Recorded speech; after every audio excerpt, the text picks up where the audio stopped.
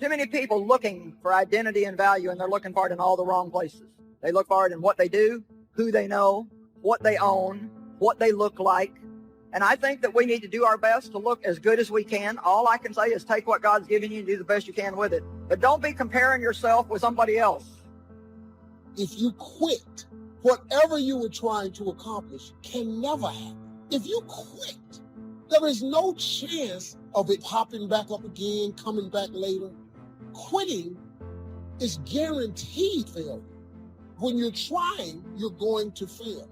You have to make sure that your dreams and goals are so big that not accomplishing them is not an option. When someone closes a door in your face, God allows them to close the door in your face. All God wants you to do is walk up the hall. Because I can promise you, he got a better door that he wants you to go through than the one that got shut in your face. That's a fact. The door is closed for a reason. Because God just wants you to walk up the hall because he got another door. And when you open and get behind it, you ain't going to believe what's back there. But you will never get to it if you stand in front of that door crying. God is the creator of all doors. I'm going to just go see what else he got for me.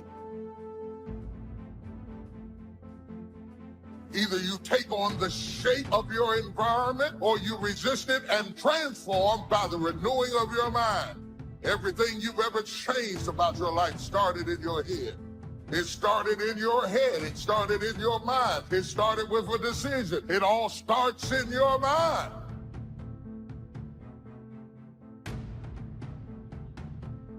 An anxious and a worried mind is not normal. But you know what? You're going to worry until you finally realize that it's useless. It doesn't help your problem, doesn't solve your problem. All it is us saying, I think if I think about this long enough and worry about it long enough, I can figure something out. That's not going to work. Now, in trying to achieve your life's goals, would you prefer to fight against this great force? Would you want to struggle against this mighty power? Or would you rather enlist this great power in your cause and make the inevitable work for you instead of against you? Time is that great power I'm talking about. Time is the mightiest force in the world, or even in the universe. Why would you ever choose to fight time when you could have time on your side? Who wouldn't want to harness the great river of time that flows through all of life? Why wouldn't you want to use the power of time to generate power in every area of your existence, to charge your every aspiration with lightning bolts of electricity, to turn the turbines of your hopes and dreams? Well, there is only one way to make time work for you, not against you, and that's with patience. So I want to challenge you to waste no more effort wrestling with other people. Your destiny, your future is not predicated on the decision of someone else. You're wasting too much of your life trying to change other people's mind about you. It doesn't matter what they think about you. God is not going to bless you by their opinion. God is going to bless you by how you see yourself.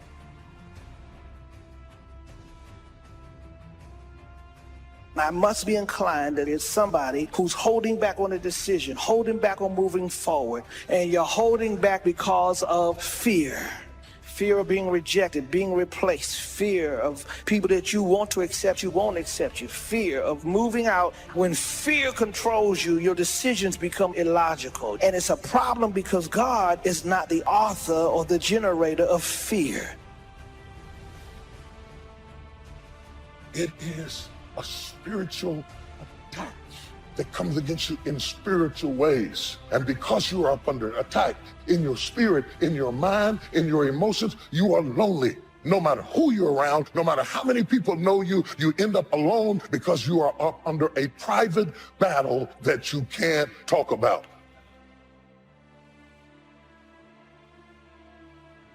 Just start acting like you're blessed, talking like you're blessed, thinking like you're blessed, dressing like you're blessed. If you will put actions behind your faith, one day you will see that become a reality. You cannot go around thinking that you've reached your limits. You're going to become what you believe. You are fully equipped. It may not have happened in your past, but it can happen in your future. I'm asking you to go get what belongs to you. You are blessed. You are prosperous. Start acting like it, talking like it, dreaming like it. Patience.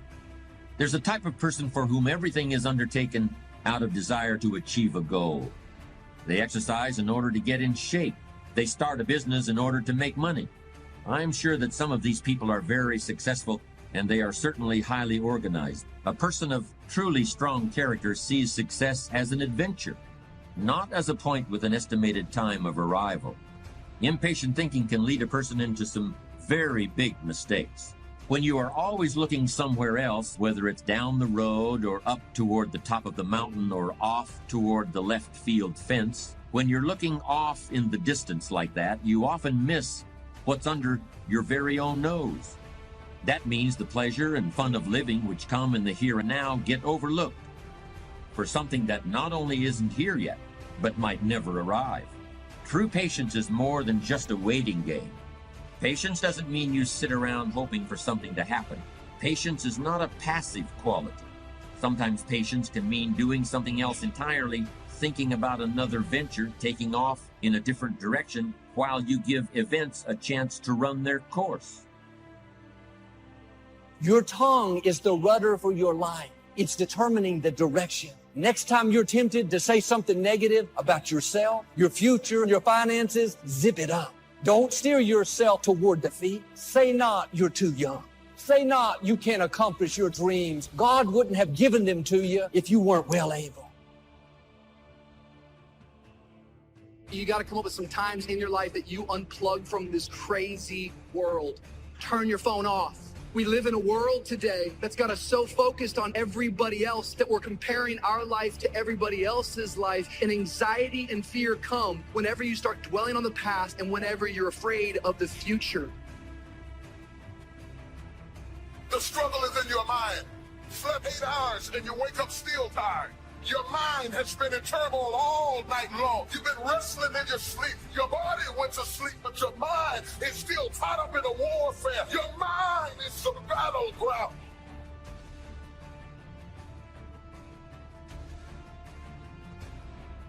Don't live frustrated, thinking that there's something wrong with you, trying to prove to them who you are, trying to convince them to affirm you. Let it go. There's nothing wrong with you. If you had to have it, they would give it. Since you don't, shake it off. Keep your head held high. Your value doesn't come from people. It comes from your Creator.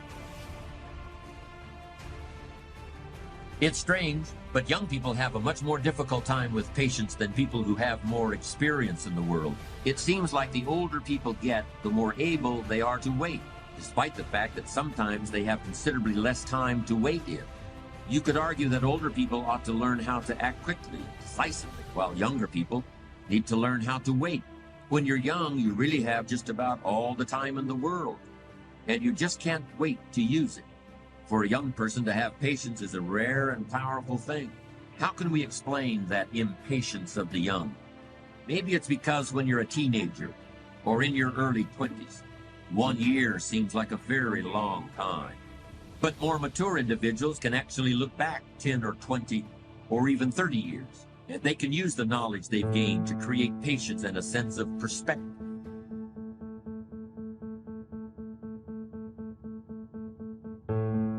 Have you ever found yourself stuck in one of life's storms? And no matter how hard you try, no matter what you do, it seems that you can't make any headway. So many times the storms in our life, we didn't prepare for them, we didn't plan for them, we didn't ask for them, we didn't even cause them, they just suddenly happen.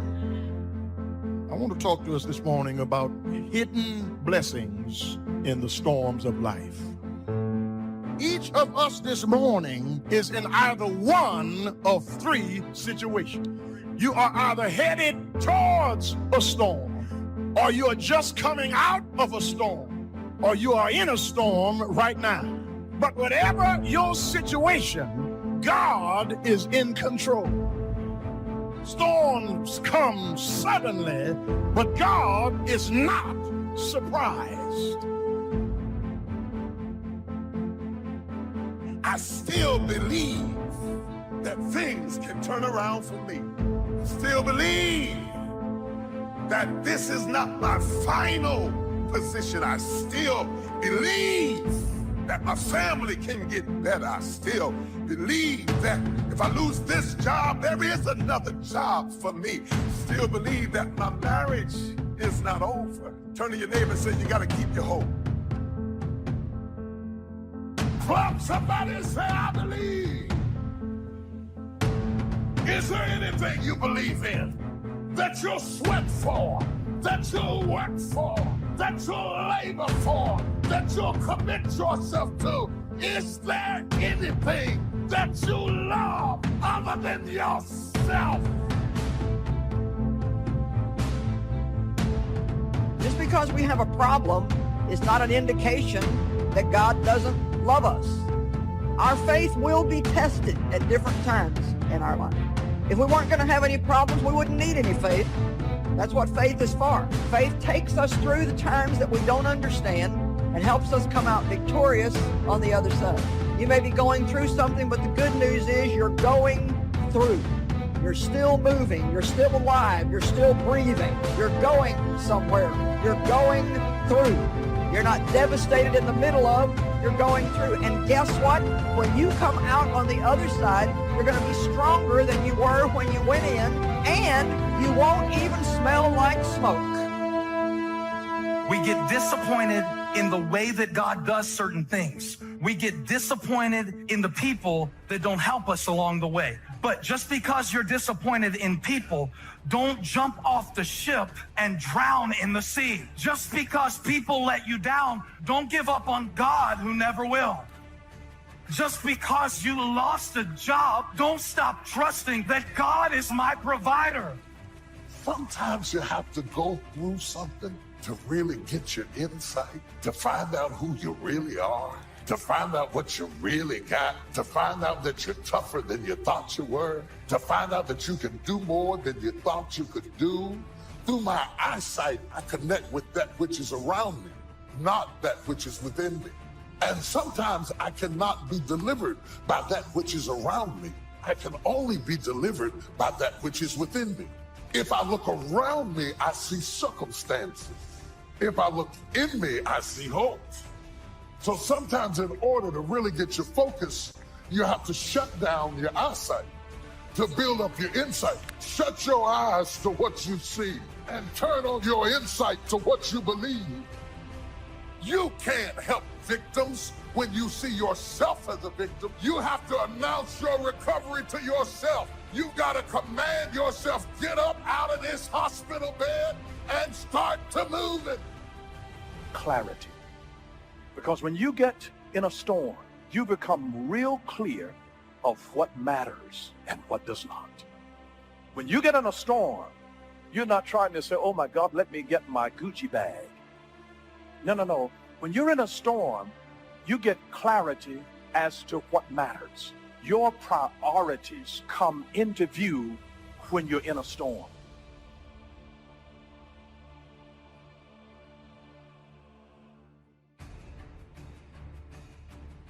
So if you can't control something and you can't get control of it, you have to at least embrace what you can.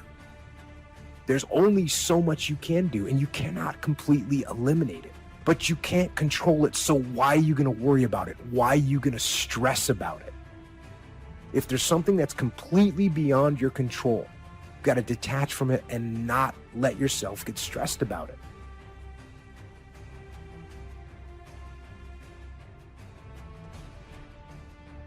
Dreams without goals remain dreams, just dreams, and ultimately fuel disappointment. Dreams without goals, yearly goals, life goals, daily goals, monthly goals, hourly goals, goals on the road to achievement cannot be achieved without discipline and consistency. You understand?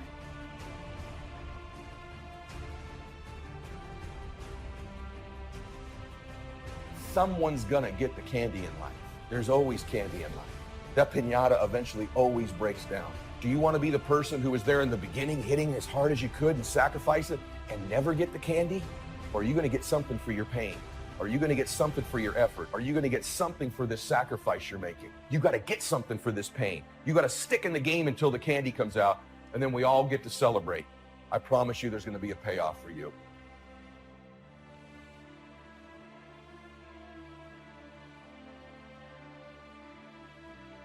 The big challenge is to make something out of each opportunity. Now, if winters are always going to occur in our life, shouldn't we benefit from them too? Come the next winter, you could be on the inside looking out, seated by a warm fire, the company of a good friend, and those unique feelings of security in spite of the circumstances or the season.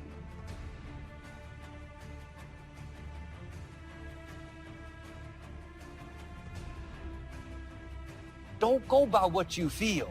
Your feelings don't always tell you the truth. Your emotions will try to convince you that it's never going to work out. Your mind will tell you all the reasons it's not going to happen. Look how big those obstacles are. Walk by faith. It may still be dark out, but I know you start the day in the dark. I know that means light is on the way. Keep doing the right thing. You're in a new day. You pass midnight. It may be 3 in the morning. I've learned the longer it's taking, the better it's going to be. God is getting you prepared for the blessing He's already prepared for you. When it's taking a long time, that's because the blessing is bigger than you can handle right now. He's getting you stronger, more mature, more confident. Don't be discouraged because it's been dark a long time. That's a sign God is about to do something that you've never seen. It's going to be bigger, more rewarding, more fulfilling than you've ever imagined.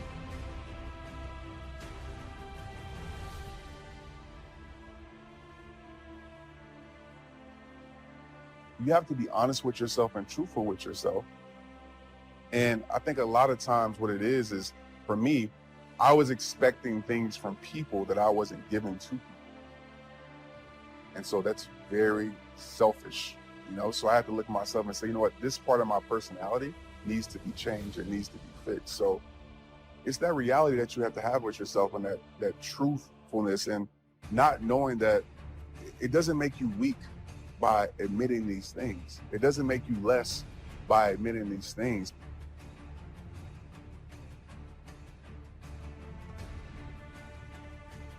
Begin to know now that the night will pass, and as you learn to grow and progress, you will better understand how to handle every night and better live every day. Don't be afraid to face the facts of life. It is not negative to understand that the winters always come. Don't clip the word impossible out of the dictionary. Don't say, I don't want to hear the problem. I don't want to see the difficulty. Don't show me the weeds. Don't say anything negative. Only see the positive. That's foolish. There is a thin line between positive thinking and kidding yourself. And remember, there's also a thin line between faith and folly. You think things are gonna just go your way? Well, they're not gonna just go your way. You gotta make them go your way. You think things are gonna just happen for you? Well, they're not just gonna happen for you. You gotta make them happen. You will become whatever you cultivate. Whatever you feed, that's what's gonna grow in your life. I'm saved, but I gotta change my diet. I'm saved, but I gotta change who influences me, who speaks into my life, who feeds my mind, who determines what looks good on me, who determines what I can do and who I am. What's wrong with you is all those people who knew you win, because if they knew you win, they'll hold you to back then. I gotta go.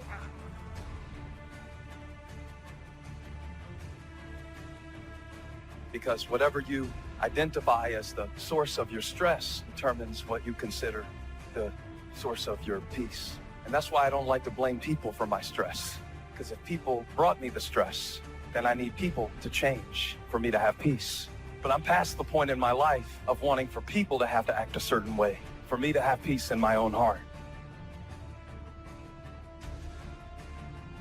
Wisdom, like the learning capacity of the human brain, is infinite. There will always be more to know, and there will always be plenty of room in your brain for everything you learn. Life is a paradise, really, if you're a person who genuinely wants wisdom. We all want to be successful, and I'm certainly in favor of that. But I've known some people who literally wanted all the money they could get. Not what the money could buy, but the money itself. Wanting all the money in the world is like wanting to know all there is to know in the world. Except the man who wants all the money is miserable. He'll never get it all, and he'll never think he has enough. Even if he had rooms filled with $1,000 bills, he'd still want the next man's nickel. And he'd be in pain about that, filled with envy about it. The man who wants wisdom also wants to look back over his shoulder at the other guy, but he just wants to see what the other guy is reading. And if the other guy is reading a book he hasn't read yet, he's actually happy about it. He looks forward to reading it himself. You don't have to give up something in order for me to have it. You can give me your wisdom and now I'll have it, but you still have it too. When one person shares wisdom with another, neither person is diminished. In fact, both are made wiser. Giving and taking is such a basic experience for most of us, but the whole concept of giving and taking doesn't really apply to wisdom. There's no giving and taking, there's only sharing.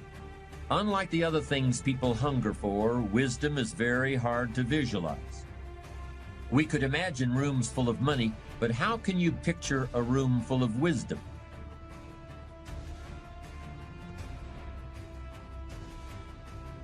So easy. So easy to put things off. So easy to say, you can do it tomorrow.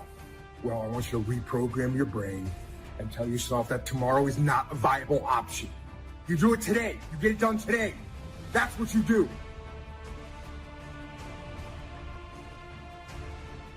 It's not what's happening to you that's hurting you. It is the threat of what could happen to you that is stealing every good day you got. You can't enjoy the good days because the enemy is threatening you, so you don't get any peace when things are well, and you don't get any peace when things are bad. Because when things are good, you're worried about them going bad. And when they're bad, you're dealing with what bad happened, and you haven't had any rest. You've had sleep, but you haven't had rest. You're tired when you get up. You're tired when you go down. You are up under attack.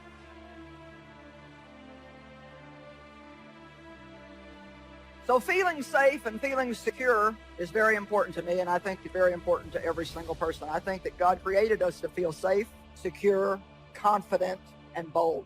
Your soul maybe has it blocked, but God did not create you for fear and worry and insecurity and a lack of confidence and extreme shyness and extreme timidity.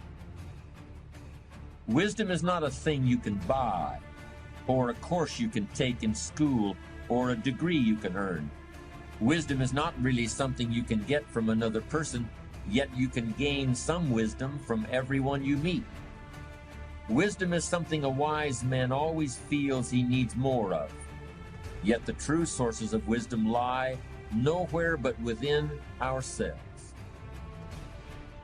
There are plenty of people who are too smart for their own good, people who are filled to overflowing with facts and technical knowledge, but who are sadly lacking in human understanding and common sense.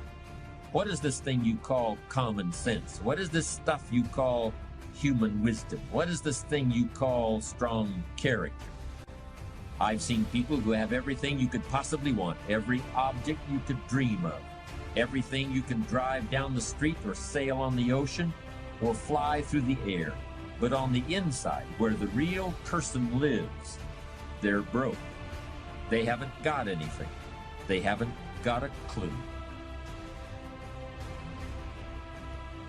The rest of us must look around us for wisdom and look for it in everything we read and in everything we do and in everyone we meet. And most of all, we must look for it in ourselves, perhaps more than any other element of strong character. Wisdom is a quality that we must earn and learn on our own. Yes, wisdom is a unique component of character. If you don't have it, nobody can tell you what it is. And if you do have it, probably you'll be wise enough never to say, I'm a wise person. Part of wisdom is knowing what you lack and looking for it and asking for it. Another part of wisdom is knowing, at the same time as you ask, that there are no final answers. There are always more questions.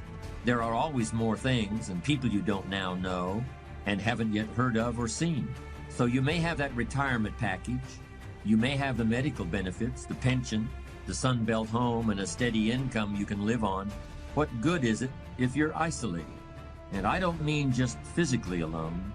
I mean isolated from a real sense of connection with what's come before and with what lies ahead.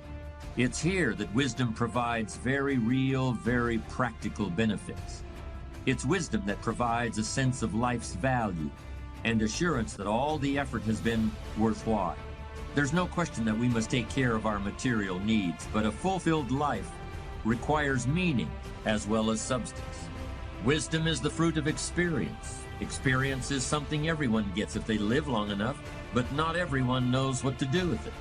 Wisdom comes from seeing the world and the people in it, and from noticing patterns and connections, and from using what other people let you see of themselves in order to understand your own self.